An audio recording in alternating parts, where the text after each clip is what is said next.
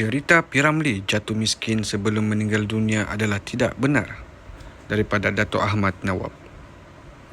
P. Ramlee boleh dikatakan seorang seniman yang paling popular dan tidak akan dilupakan rakyat Malaysia. Bakatnya dalam bidang hiburan tanah air sukar dicari ganti dan jasanya sangat terbesar. Walaupun sudah beberapa kali menonton filem beliau, masih dirasakan tidak jemu. Begitu besar impaknya kehebatan beliau. Namun, terdapat banyak cerita mengenai hidup P. Ramlee yang dikatakan melarat ketika penghujung hayatnya. Perkara ini disangkal sama sekali oleh rakan karib Allahyarham sendiri, iaitu komposer terkenal Dato' Ahmad Nawab. Ahmad Nawab merasa sangat kesal dengan berita-berita yang tidak berasas yang dikeluarkan oleh pihak media yang langsung tidak mempunyai rujukan. Sebagai salah seorang rakan karib Allahyarham, beliau ingin masyarakat mengetahui cerita sebenar agar beliau terus dikenang dengan cara yang betul dalam temu ramah oleh saudara. Berpindah ke Kuala Lumpur. P. Ramlee berhijrah dari Jalan Ampas, Singapura ke Kuala Lumpur pada tahun 1964. Ketika sampai di Kuala Lumpur, orang pertama yang dicari P. Ramlee adalah Ahmad Nawab. Kedua-duanya berkawan rapat sehinggalah P. Ramlee menghembuskan nafas terakhirnya pada 29 Mei 1973. Menurut Ahmad Nawab, kenyataan rakannya itu hidup melarat di akhir baki kehidupannya adalah sangat tidak benar. Ia memandangkan P. Ramlee adalah satu-satunya seniman yang menerima gaji bulanan oleh syarikat Shaw Brothers sepanjang karier di situ.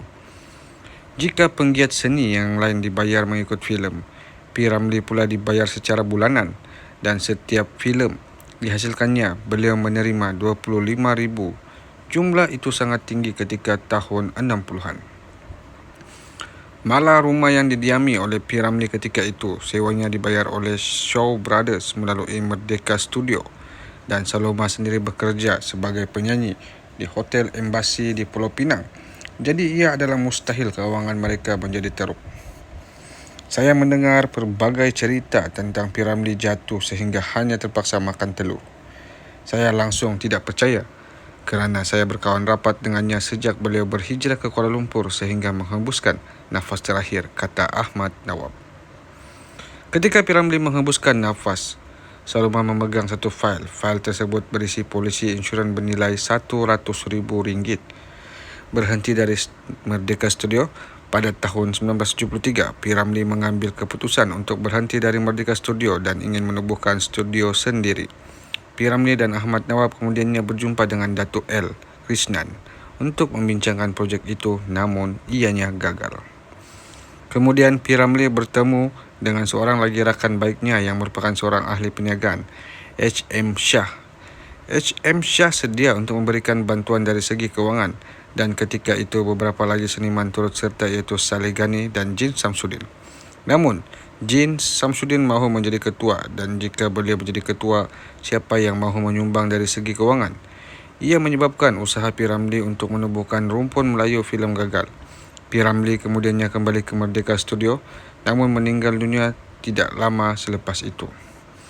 P. Ramlee juga dikenali sebagai seorang yang suka membantu mereka yang memerlukan. Ramai yang datang ke rumah beliau untuk meminta bantuan kewangan, terutamanya untuk pulang ke Pulau Pinang, dan permintaan itu dibantu oleh P. Ramlee. Kejatuhan beliau disebabkan komplot. Menurut Ahmad Nawab, P. Ramlee mengalami zaman kejatuhan bukanlah kerana filemnya diboikot, tetapi disebabkan kekangan yang dihadapi untuk berkarya dan komplot untuk menjatuhkan beliau.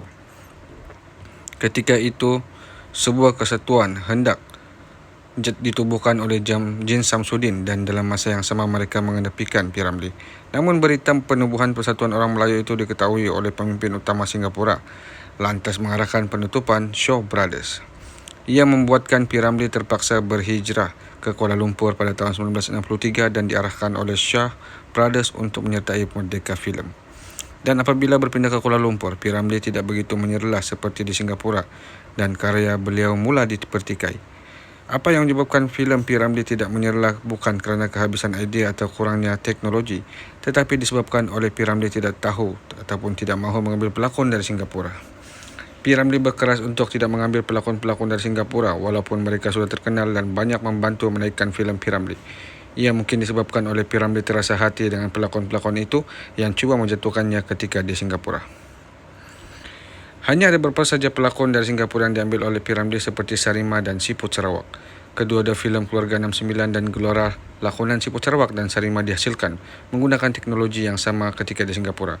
Namun ia dikatakan kurang menjadi kerana P. Ramlee cuba sedaya upaya untuk menggunakan apa saja yang ada di Kuala Lumpur pada ketika itu. Lebih menyedihkan, rasa hormat orang awam kepada P. Ramlee tidak lagi seperti mana beliau terima ketika berada di Singapura. Malah Ahmad Nawab berkata beliau sendiri tidak merasakan seniman berbakat ini sebagai seorang yang hebat ketika di Kuala Lumpur. Berlaku satu insiden yang agak menyayat hati dan masih diingati sehingga kini oleh Ahmad Nawab.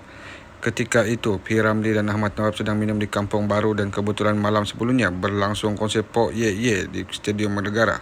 Datang seorang lelaki ke kedai tersebut dan beliau ditanya oleh P. Ramlee jika menghadiri konsert tersebut dan bagaimana sambutannya. Lelaki itu menjawab sambutannya sangat hebat dan meriah. Lebih-lebih lagi, ia merupakan kali pertama konsert seperti itu diadakan di ibu kota. Dan ketika itulah, P. Ramlee kelihatan termenung jauh dan berkata dalam logat Pulau Pinang, adakah akan ada orang yang akan mengingatiku nanti ataupun selepas mati?